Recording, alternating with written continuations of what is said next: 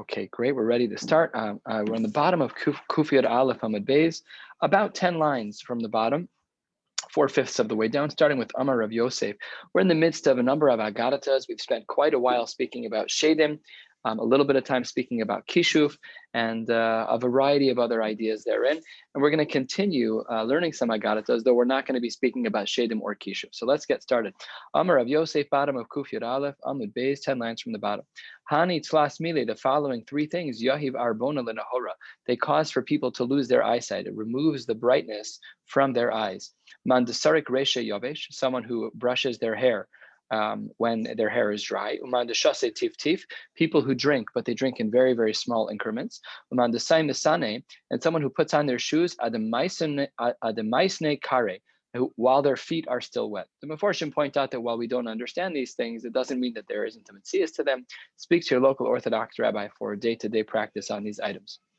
Tale bebesa kashilana Yusuf, if you have food hanging in your house, that can be something that causes for people to be destitute. Like people say, tala silta, tala mizone. If you hang bread in your house, so then tala mizone, you're also going to be hanging, in quotes, your mazon, your sustenance. In other words, you're putting it at risk.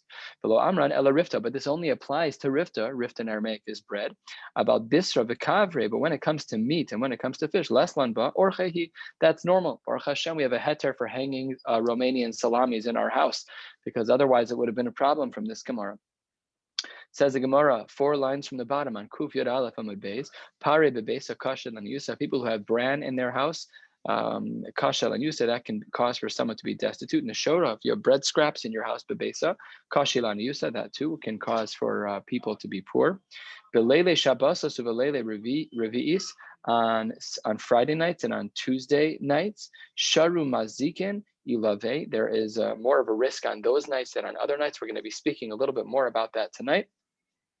That one should be more careful on those nights. Isara de mizone, the one who has hold over food, namely the shade that has hold over food, is Nakid Shemei. His name is Nakid. Isra Daniyusa, the one who has a hold over whether or not someone is poor, is Noval Shemei.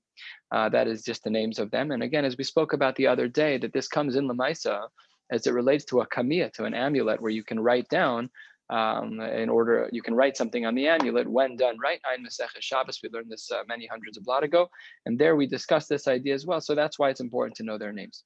Says the Gemara, 2 lines from the bottom. If you put a plate apuma dechatzva on top of a barrel, kashalani, you said that too is not good for your wealth. Mandeshase maya, someone who drinks water, bitza, if you drink it out of a plate, if you lick a plate, like sometimes my kids do that, but if you lick a plate, so then kashe lebarukti. What's barukti? Look at the last Rashi on the page, not the last Rashbam, but the last Rashi, 2/3 of the way down, the last one, Dibrahama, the second to last one, excuse me, lebarukti, kilyoninaim, something that destroys your eyes. And the art scroll translated as a degenerative eye disease. One should be careful with that as well. If somebody eats cress and they don't wash their hands afterwards, mafchin tlasin yomin, they're going to have a type of fear for approximately 30 days. If you look at the very last Rashi and the last Rashbam, it's the same exact language. They'll have some type of anxiety, but they won't be able to articulate to you what it is that's bothering them. 30 days for someone who doesn't wash their hands after eating cress. Turning to the top of Kufyat Beis Aleph, Timesukar velo mashiyade. Let's say a person does bloodletting, and that's Rashi on the top. Makis dam min aksefaim, from the shoulders specifically. If you do bloodletting from there, so then, and you don't wash your hands, mafached shiva yome, then you're going to have this anxiety, this panicked sense for 7 days. The shakil mazye, for a person who cuts their hair, below mashiyade. This is all quoted in Shulchan Aruch, actually. Much of this is person who gets a haircut below mashiyade and they don't wash their hands afterwards, mafached tlasa yome, then they'll have this type of fear or anxiety for 3 days. The Meforshim point out that this is true for giving a haircut and for getting a haircut. It's for both people. One should make sure, even after they shave their beard to prepare for Shabbos, if you're cutting off any hair, then you should wash netilas yadayim. Machlokes, if it's once per hand or 3 times like we do in the morning, b'seirugin, and alternating right, left, right, left, right, left, obviously no big deal, just we have enough water flowing through the pipes. Better to do 3 on each hand in alternating form. That's hair. 3 lines down, Kufyat Beis Madaf, the Shakil Tofre, if you cut off your nails, Tofre is a nail. And the word tofar is used throughout Shas to reference nails as well. We know from the halachos of checking a shchita knife, a bisra ve'atufra. You check the quality of the blade, whether or not there are any nicks in the cutting portion of the blade, atufra, even on your nail. So that's what the Gemara says here as well, that if shakil tafre, then tofre velo mashiyade mefachet chad yoma.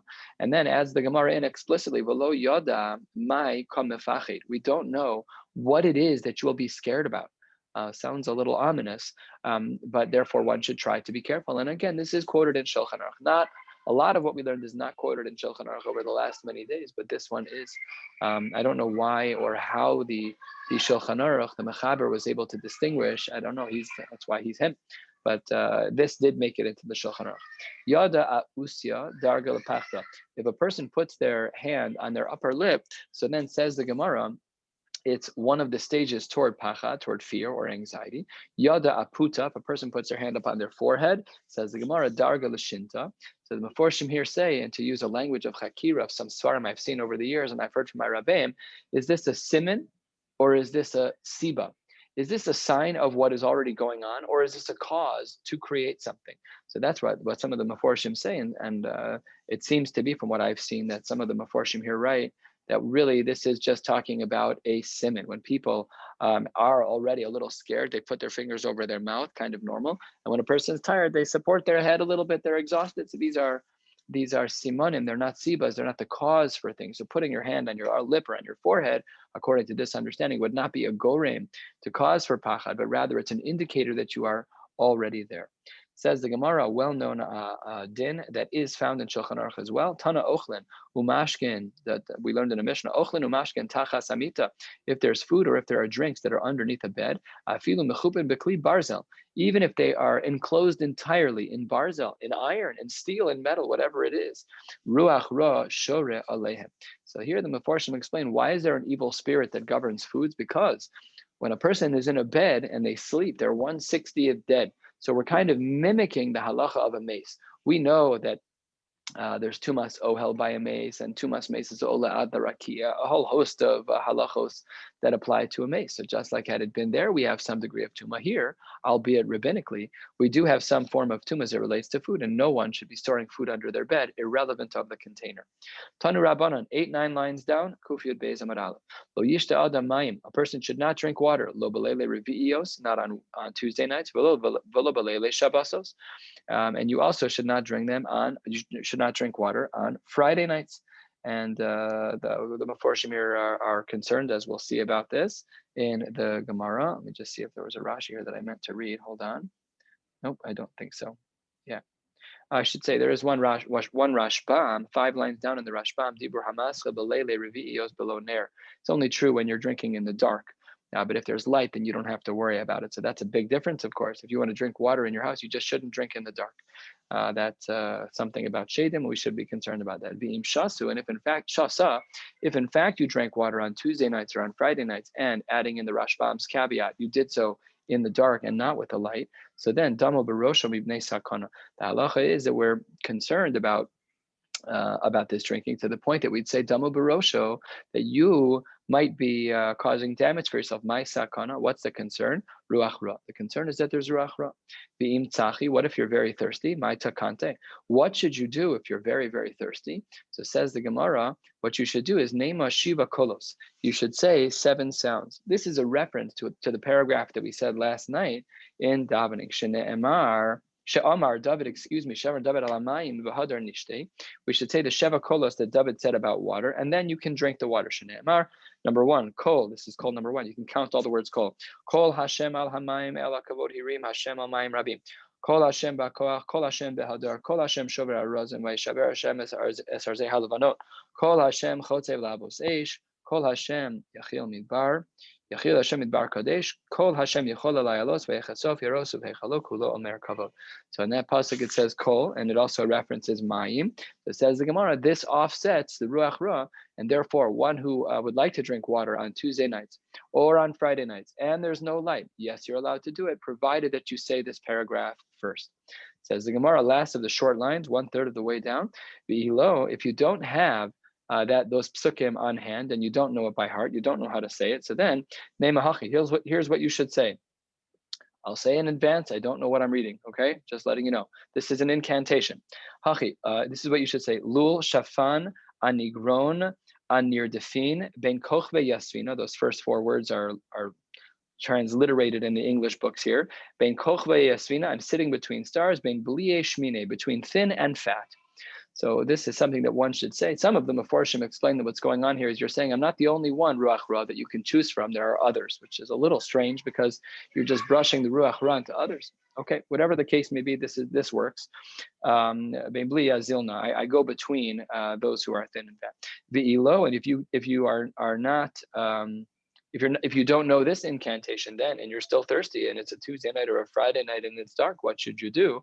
Says the Gemara, if there's another person in the house with you and they might be sleeping, this are you should wake them up. And you should say out loud to him, Planya bar planta tzchenamaya.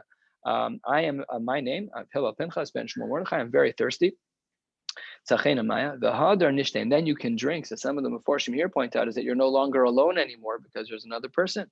And if all of these previous things don't work for you, and you're by yourself, so then says the Gemara, Mekarkesh nachtama achatzva. You should bang the ladle, bang the cap on the top of the barrel on top of the barrel to make some noise. And then the ruach ra again, shedim. I don't know exactly. It's unclear here. That sound will indicate that there are other people around you. And then you can drink. If there's no cover, nothing to make noise with. Throw something into the water, and then you will be able to drink. Tanu Rabbanon, just about halfway down, 4 lines into the wide lines. Let's continue. Tanu Rabbanon, a person should not drink from rivers and they should not drink water from lakes balayla, at night. And if you do so, then your life is in your own hands. You've taken a risk. Asks the Gemara, my sakana? Answers the Gemara, sakana shavriri. The Meforshim here are a little split in regards to what shavriri means, but as we'll see from the flow of the Gemara, it seems mukhrach that this is the name of a shade of some kind. V'itzachi maya. Excuse me, if you're thirsty, mai takante. What should you do if you're thirsty and you want to drink from one of these rivers or lakes, and it's nighttime? So says the Gemara, same as we saw before. You say your name, you include another person, you reference him, and therefore the ruach ra won't impact you. And if not, he can say about himself. Plan, you can say his own name. Amrli imi, my mother said, is dahir, I should be careful. And how should I be careful around this ruach ra? Here is what you should do. Mishavriri, shavriri, biriri, riri, yiri, ri. As you can see, as you flow through the words, you'll see that the first letter was removed, and then the first and second letter were removed, and first, second, and third, and so forth and so on. So the Meforshim here point out that what's basically happening here is that the shade is hearing that his name is getting reduced, so then he's gonna leave.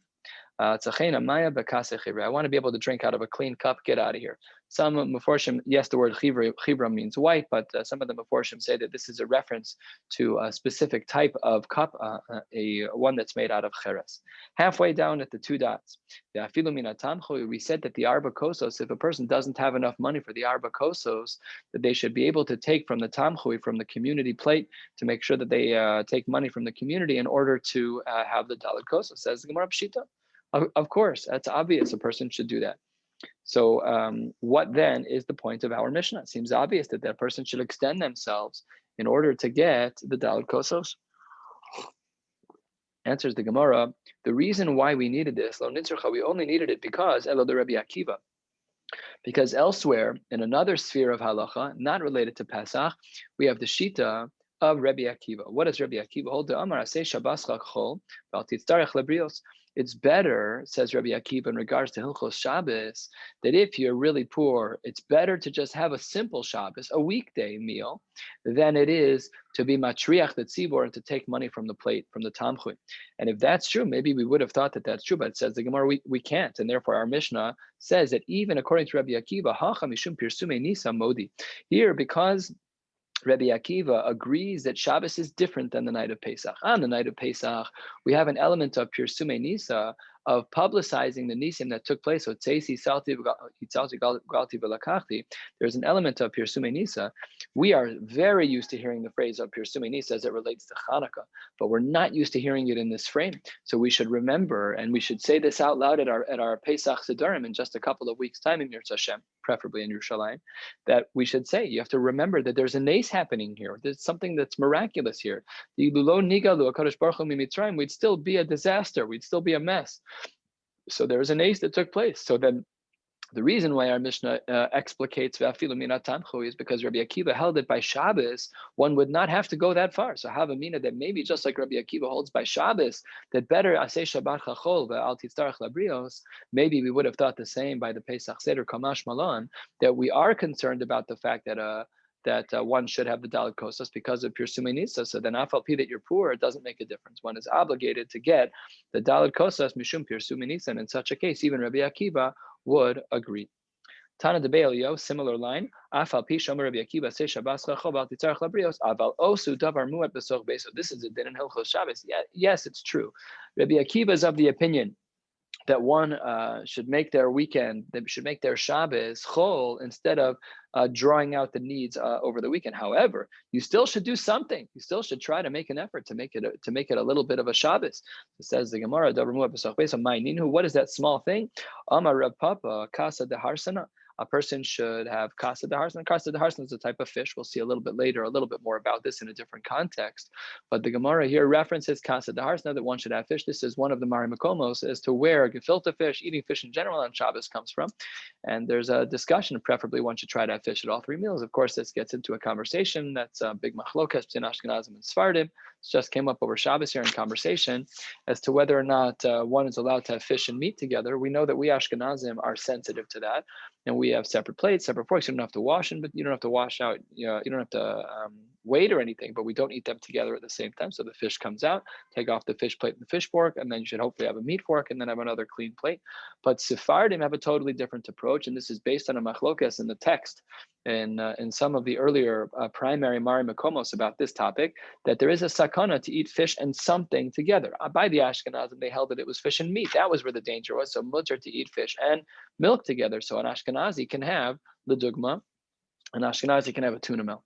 But people who are Sephardim, they said that the sakana of eating fish was with milk, and therefore they would not have fish with cheese. They wouldn't have a tuna milk, but they would have fish with basar. So that's a machlokas, and there's really party lines drawn that the Ashkenazim basically assume that the concern about fish and meat is the sakana, whereas the Sephardim hold that fish and milk is the sakana. As well, another halachic point is that the poskim do say that it's preferable to have fish over the course of Shabbos. However, like my family, no one in my family eats fish. I think my wife, the only exception is tuna fish. I don't eat any fish at all. So then what if I don't like fish? So Kasa de Harsan, is that a requirement? So the Mishnah Berurah writes that if that's not your food, so then you're not obligated to have fish. It's not an inherent din in the fish. It's that you should have something that you have a hana from on Shabbos, something that's special to you, something that you like. And that's what Rabbi Akiva was saying here, is that yes, it's true that Aseh Shabbat Chachol Ve'al Titzarech Labrios. However, one should try and make sure that they do something special for Shabbos, nevertheless. Kiditznan, as the Mishnah writes, Rabbi Yehuda ben Tema Omer, Have'az Kanomer V'Kal Kanesha Rotz Kitzvi V'Gibor Ka'ari Lasos Tzon Sheva Shamayim. A person should engage with their relationship with HaKadosh Baruch Hu with fervor, and they should do so with alacrity and excitement. They should do so in a meaningful way. So that's what he says here, that you should do. You should push yourself. You should push yourself. Make your Shabbos meal a little bit nicer, even if you are down on your finances and you're not really able to afford everything. 2/3 of the way down, Kuf Yud Beis Amud Aleph. Let's continue. Tana Rabban and Shiva Dvarim. There were 7 things. Tziva Rabbi Akiva, Rabbi Yoshua Beno. He taught him 7 things. Number 1, what's the first thing that Rabbi Akiva taught his son, Rabbi Yoshua Beni? Al Teshev Begova Shel Ir V'Tishne. You shouldn't learn at the top of the city. That's where everything is going. It's bustling, it's busy. The marketplace, the flea market, you're going to be distracted. You won't be able to learn.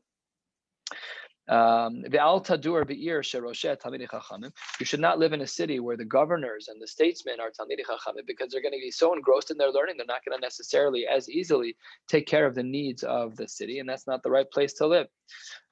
Says the Gemara, a person should not go into their house without informing the house. Kol sheken the Beis Chavercha. All the more so that's true in regards to Beis Chavercha, into your friend's house. That should be obvious. Let's take a look at a gorgeous Rashbam here. the Rashbam to our right, about an inch up from where we are. Dibur hamaschil veloti kanes beveischa piso. Says the Rashbam as follows.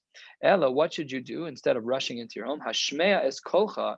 Raise your voice so that people can hear you. Hashmea kolcha lahem kodem boacha. Before you walk in the house, you should let people know that you're walking into the house. They said over there, it's with kolcha, it's with your voice. Our walls are thicker than their walls, our doors are thicker than their doors, and our houses are insulated. So things are different. So as you probably have seen over the years, it's appropriate to knock before a person enters the house. Dilma, avde milsa delitzniusa. Maybe someone is doing something that they were hoping to do b'tzina. They're hoping to do b'tznius, and you broke that. So if you would knock on the door and give them a few seconds to collect themselves, whatever the case may be, so then wonderful, that's great. The Vayikra Rabbah, the Medrash, it writes as follows, such a gorgeous close. Oh, this is so beautiful. The Rashbam writes as follows, quoting a Medrash in Vayikra Rabbah, Rav Yochanan, ki hava oya lebesa, Rav Yochanan the Amora, when he would go into his house, mina anea, he would knock, he would make some type of a noise, mishum shenamar, and here's a beautiful play on the pasuk, v'nishma, v'nishma kolo b'va'oel HaKodesh. Oh, so beautiful. So this was talking about Pa'amon Zahav Rimon, Pa'amon Zahav Rimon, so that when the Kohen Gadol would walk into the Kodesh, the people would hear him. They would know what's going on. So the Gemara here, based on the Medrash, refers to our house as HaKodesh. V'nishma, it should be heard. Kolo, his voice should be heard. B'va'oel HaKodesh, when a person comes to their home.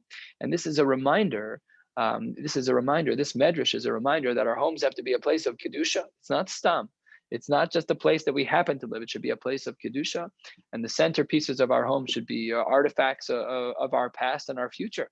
And there should be things that our kids know are our values. And this is a beautiful idea to remind us that when we walk into our homes, we should remind ourselves that it's Kodesh, famous story that they tell about Rav Shlomo Zalman Auerbach, that right before he would get home at the end of the day, whatever end of the day meant for Rav Shlomo Zalman Auerbach, he would fix his collar and clean off the lapels and button his jacket.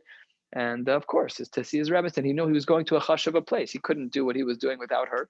So he had the respect, he had the sense of the awareness to prepare himself before he walked in the house. May aim this idea. Let's continue with the list of 7 things that Rabbi Akiva told his child, Rabbi Yoshua. We are almost 3/4 of the way done. Al timna min alim me raglecha. You should wear shoes. You shouldn't walk around barefoot. It's not covered for a Talmud Chacham to be without shoes. And as well, hashkein ve'echol b'kayitz mipnei achamu v'choref mipnei atzina. One should eat breakfast in the morning in the summer because of the heat, and in the winter because of the cold. Namely, that one should be conscientious of their health, and eating in the morning is considered a good thing. In fact, the Gemara Maseches Bava Kama quotes the line that says, "Shitin rihute rihat." 60 running people, lo mata lechad gavra demitzafra korach, that one would not be able to reach someone.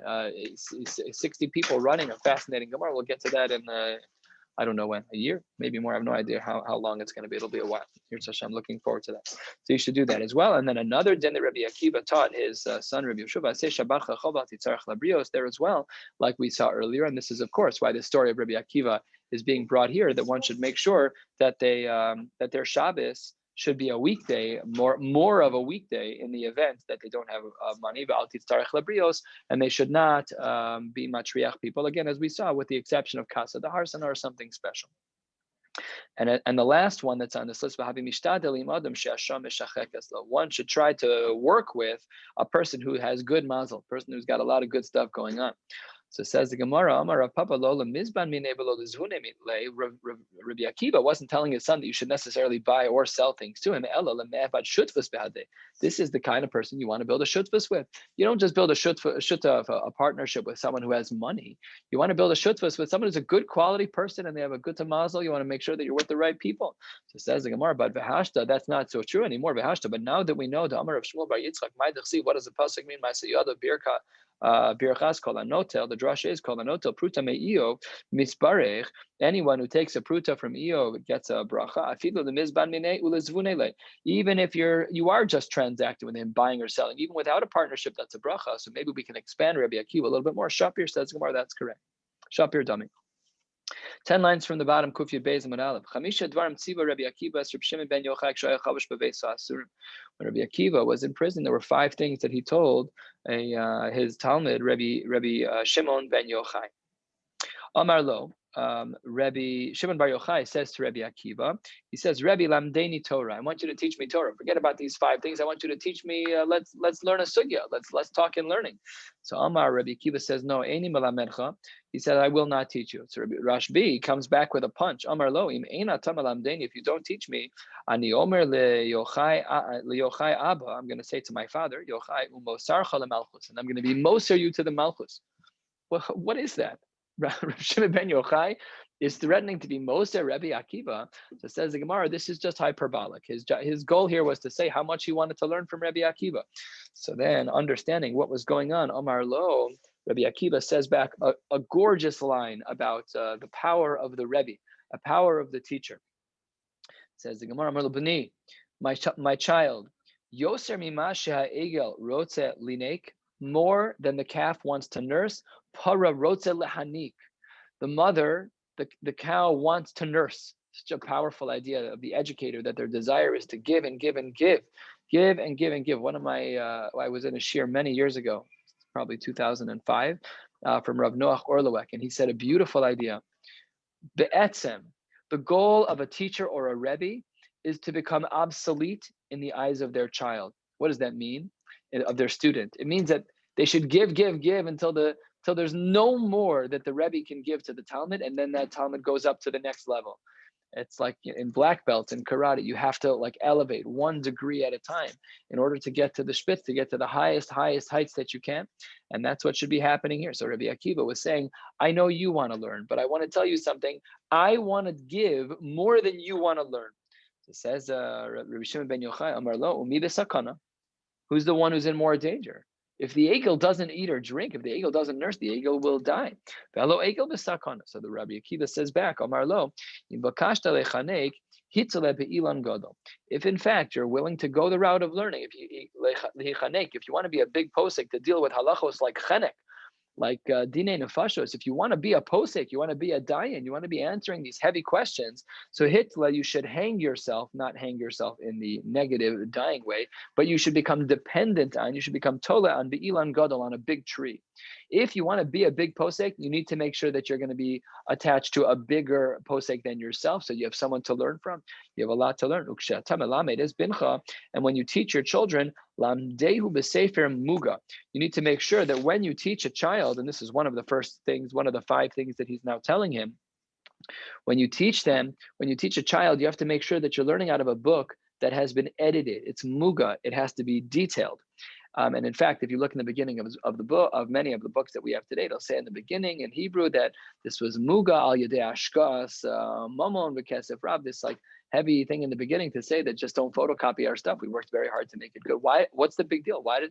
Okay, so you miss a word here and there in a Mishnah. Is at the end of the world, it says the Gemara, it's a problem. Ma'hi, what's the problem over here? Amar Rava, 3 lines from the bottom. Vitema Rav Masharshia, Techadata, when kids are learning something new, Shabeshta, if there's a mistake, Kevan de al, it's like Girsa de Yankasa. When a child is learning something new and for the first time, it's a fresh brain. It's a white canvas. So whatever you put there is more likely to stick. Children learn things much more quickly when they're children.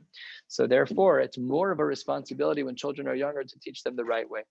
The most powerful form of education is modeling. It's doma shmiel l'riyah. You can talk all you want, but what your kids see is what you see. I might have told this story over the years, but it's a powerful story.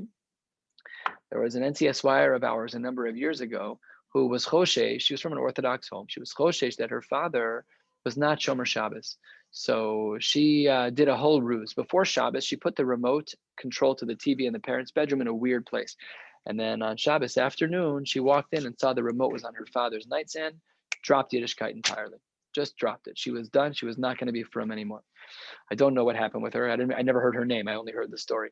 But the point is that she's a child. She's impressionable. And he did something that left permanent damage. That's why, says the Gemara, B'chadata, when children are new, when they have that clean slate, Shabeshta, if you make an error, Kavan de once you put that information in, it's very, very hard to unwire what you have just put in there. Says the Gemara as well, another thing that that Rabbi Akiva told Rashbi, Lo sebashel b'kdera shebishel b'chavercha, you should not cook in a pot that your friend cooked in. Says the Gemara, this is a euphemism. My nihu, what's going on here? Says the Gemara, grusha, a woman who's divorced. So then b'chaye baila, this is talking about a woman who is divorced, but her husband is still alive. De'amar mar, garush shenasa grusha, when a man who is divorced marries a woman who is divorced, and both of their initial spouses are alive, says the Gemara, arba deos b'mita. There are now 4 deos, 4 opinions in bed. So what this means, the Meforshim explain, is that when this new couple, right? So there was couple A, man A and woman A were married to each other. Then they got divorced. So man A marries woman B, and woman A marries man C, another man. But when they're together, b'tash mishamita, so because they have experiences in the past, it's difficult to separate that out. And the halacha is quoted in Shulchan Aruch that when a person is involved in tash mishamita, so the language in the halachic language is that a person should not be nosein einav l'shnei kosos. A person should not have in mind Rahmana litzlan other people when they're with their spouse. It's totally inappropriate. In fact, when a couple is conceiving, it could have some damaging impact on the vlad, even on the child itself. We're going to learn more about that in Yirtzeh Hashem tomorrow. So that's what this means, says the Gemara. This was the second thing that Rabbi Akiva told Rashbi, that lo sevashel b'kdeir shebishel ba chavercha. Another approach, afilu be'almana, even if her husband passed away, forget about divorce. She's alive, her husband is not alive. So some say you shouldn't marry that person. Why? Turning to the top of Kuf Yud Beis, Amud Beis, Lefi, says the Gemara, she'ein koletz ba'os shavos, because the tash mishamita between one partner and the next is not necessarily the same. So therefore, that's what this din is that Rabbi Akiva taught Rashbi. Rashi here on the top explains what's going on in the inner column, top line. She'ein koletz ba'os shavos, ever tashmish shelo yehi tashmish zet tovla kirishon utazalza bo, that maybe just by the nature of natural comparison, having married another person, so she or he will have a conflict, and therefore it may cause for some consternation. Okay, obviously, of course, it doesn't mean that these people should not get married. That's not what it means.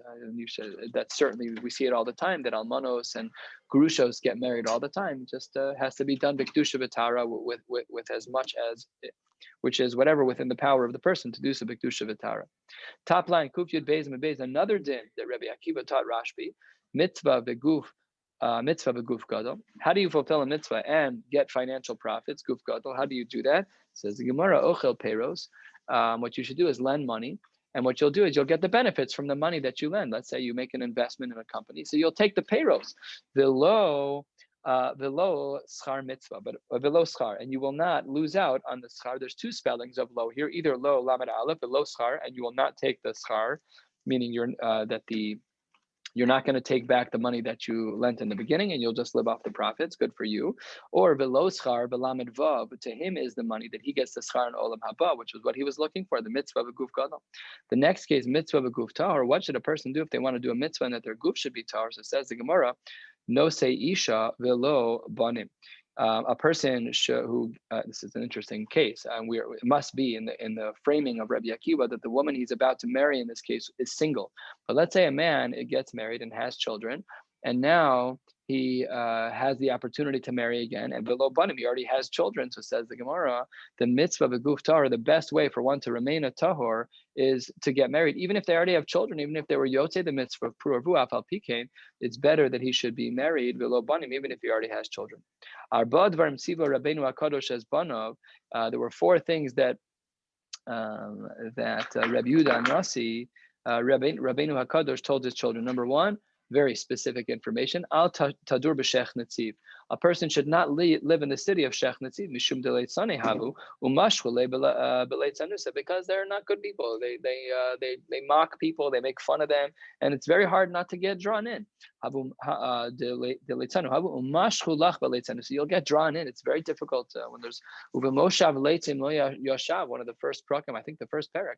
Yeah, in the first parak of Tehillim.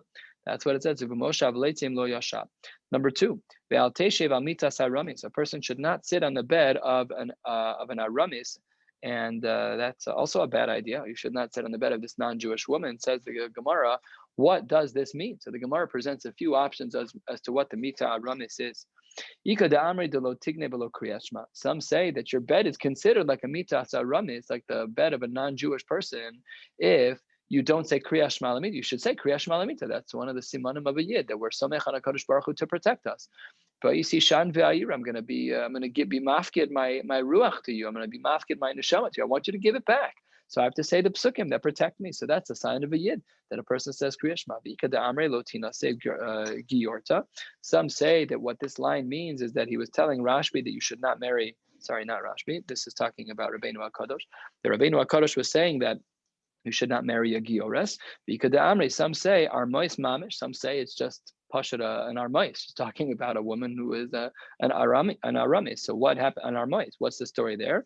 The Rav Papa, the Gemara elsewhere tells a story about Rav Papa, where Rav Papa was had a loan out on someone. He went to go collect the loan, and when he was there, she said, "Just take a seat over here." It happened to be on her bed, and then she had already killed one of her children to create this awful libel against Rav Papa. And when she came back, she said, "Oh, you killed my kid who's sitting in the bed." So that ended up being a whole problem, so a big problem. So then, of course, that's why the Gemara says you should not do that. Next, the next thing that Rabbeinu HaKadosh said, a person should not run away from paying taxes. The Meforshim here explain that we're not talking about regular taxes, because regular taxes are le'ikuva. One is obligated halachically to pay taxes to the government. There are some complex shilas that come up, but by and large, you get a W-2, you're obligated to pay. If you skirt the law, it's geneva derabanan at least, if not worse, because you're taking from other people as well. It's certainly geneva derabanan. To steal from an akum is an isser derabanan, but it might even be worse because you're detracting from other people. You're ruining the funds of other people, and meicha teisi that you're allowed to do that. That's not so pasha. So that's what he says. This is talking about like kind of like the Italian mob, that they go into your store and they say, "We won't burn your building down if you give us $500." It says the Gemara, you should pay that bill. Dilma mishkechulach v'shakle minach kol de islach, because otherwise they could take everything from you, and then what do you have left? So you're better off paying it than not paying it. And then says the Gemara, a person should not stand opposite a bull when they are coming out of a swamp, because the Satan is dancing between its horns. And the Meforshim say this isn't talking about shadim, it's not talking about anything on the heebie-jeebie front. This is very practical, and it doesn't mean Satan mamish. What it means is that the animal is just going to be crazy. He's going to be in a nuts mood, just the way they respond to the Agam, apparently. Amar of Shmuel, B'shor Shachor, we're only talking about if this animal is a black animal, Uvi Yome Nisan, and if it's in the months of Nisan. Tani Rab Oshia, Merach can mishor tam chamishin ama. One should make sure that they distance themselves even from a short tam. We're going to, of course, learn about the differences between a short tam and a shor muad. A shor that is a regular shor, not a damaging shor, and a shor muad, which is known to be dangerous. We'll discuss how many times does an animal have to hurt someone in order to be considered a shor muad. We'll get there in due time. But let's say from a short tam, chamishim ama, you have to distance yourself about 50 amos. Mishor muad. What about a shor muad? What about an animal that you know to be dangerous? So the halacha is kimelo einav. Is it usher to be a rodeo rider? You're gonna go to the rodeo and you're gonna sit on a bull and it's gonna throw you. L'chor, that's a violation of this Gemara. I don't know if anyone has that profession, but I would imagine that it's problematic in this regard, that you should make sure you can't even see them out of sight, so that you can't even get hurt by them. Tana Mishmed Reb Meir. Reb Meir actually said something a little bit more than just not to be able to see them. Reish Torah bedikula, sakla igra v'shadi darga mitusach. If you see a bull, climb up on the roof, up a ladder, and then kick the ladder down. Don't mess around. These animals are dangerous. Just get out of the way. Amar Rav says, what do we do? What are the call signs to get animals to get away from you? What words do you say? So the Gemara has and we'll see soon that it's not only referencing animals, but also people. So nizha de Torah, the phrase that you should say, the call that you should say to get rid of a shor, hein hein, that the double word apparently bothers their brains and they walk away. Nizha de Arya, what about a lion? Zeh, when you say the double word of zeh, this pushes them away. Nizha de Gamla, what about a camel? Da. What about Nizha de Arba? What about the people who are pulling a boat? These are people. We've seen this imagery in shows probably over the course of our lives, that if you have an Arba, you have a boat and people are pulling it, what should you say? Hilani haya, hila vihilu kulya. Sorry, I don't know how to explain that.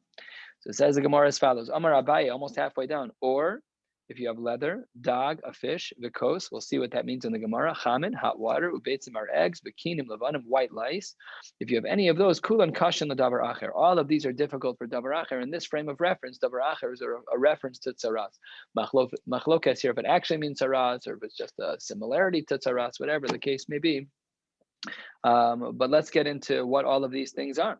Or halfway down Kufyud Beis and Beis, when we talk about leather, we're talking about some leather that's at the tanner. If you lie down on that type of ore, that's bad for tzaras.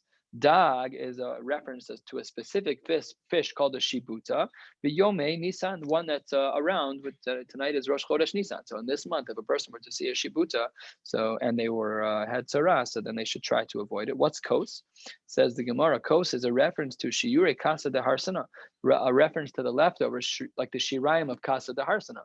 Kasa de harsana, we already said, are some small type of fish, a sardine type of fish, maybe herring, something along those lines. And the din is that, I should say that one who has tzaras should try to avoid the shirayim of kasa de harsana. What's chamin? When it says that a person who has tzaras should avoid chamin, says the Gemara, chamime de chamime mishtiru ilave. For people for whom hot water would be poured over them, so that's not good for people who have tzaras. Probably not good for anyone, but it's certainly not good for people who have tzaras. Beitzim, what eggs are we talking about? Says the Gemara, man de midrach aklipim. I don't know if you've ever tried this. Don't recommend it, but people who used to walk on, the din is that they should not do that when they have tzaras. What about kinim levanim, white levanim? So says the Gemara, what's that talking about? 3 lines before the wide line, says the Gemara, man de mechaver levushe, you whitened. It's really a reference to laundry. You did laundry on your clothes. You didn't wait 8 days, and then you wore it again, and then you put law and you put on the clothes again. Biryan hanach kinin v'kashan l'dabracha. These things will recreate themselves. Namely, there's a shelf life to the kinim. Even if you've washed them, they can still live for 8 days. The kinim can still live for 8 days, and if you don't wait the appropriate amount of time, so then they can come back and get you. Says the Gemara as follows. Something just changed with your mic.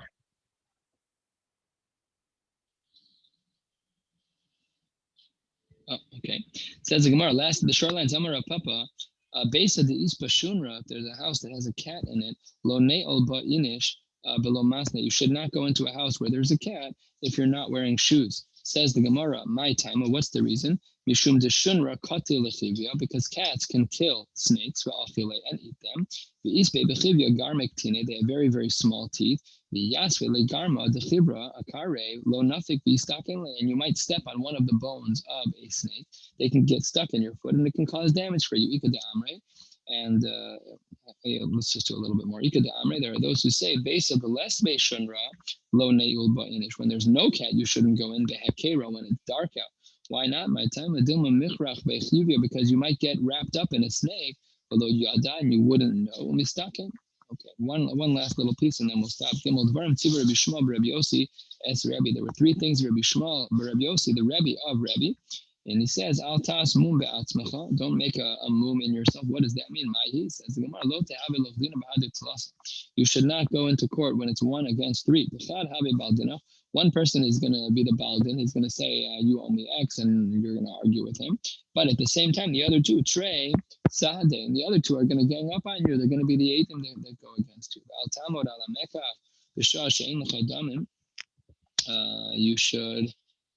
You should not go into a store to look at things if you don't have any money to spend. It's like an oh-no of sorts. You're giving the false impression that you plan on shopping. Now, some stores prefer to have customers even if they don't end up looking, even if they don't end up buying. That's like window shopping. That's its own prep. If a store is clear about that, then for sure. Otherwise, it's not nice. Gives people a bad feel.